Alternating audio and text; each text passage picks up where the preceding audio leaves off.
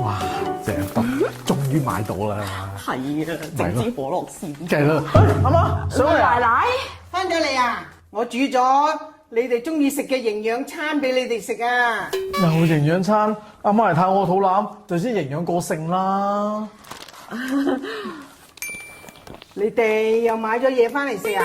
係啊，奶奶，阿女今日咧跟學校去咗宿營啊，咁我哋兩個咪諗住撐下台腳咯。點解你哋好似唔係咁中意我上嚟揾你哋咁嘅？我啊嚟啊，只不過係想煮餐好嘅俾你哋食，唔想你哋日日食外賣。見又得閒咯，咁咪上嚟同你哋執拾下啲家務咯。哦，唔係，冇嘢，點會咧？係咪啊？咁既然上咗嚟，咁我哋一齊食咯。係啊，咪一齊食得啦，食，係啊，我食。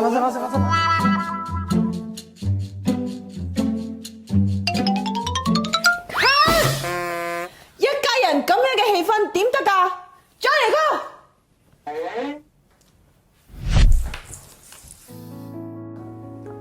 阿媽，我哋兩個梗係知道你關心我哋㗎啦，同埋啊，我哋不知幾歡迎你上嚟啊！哇，每上到嚟我哋間屋整整齊齊，仲有住家飯食添啊！嗬。係啊。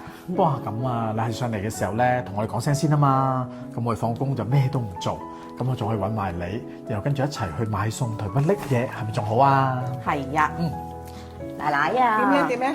有時啊，我哋兩個人咧又想出去食下飯，輕鬆下，撐下台腳啊嘛。如果我哋冇翻嚟啊，咪嘥晒你煮啲心機咯。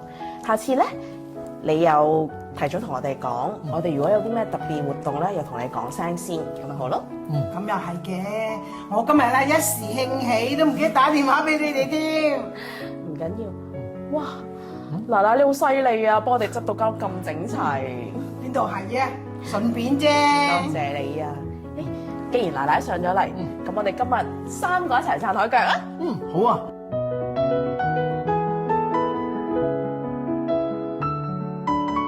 OK。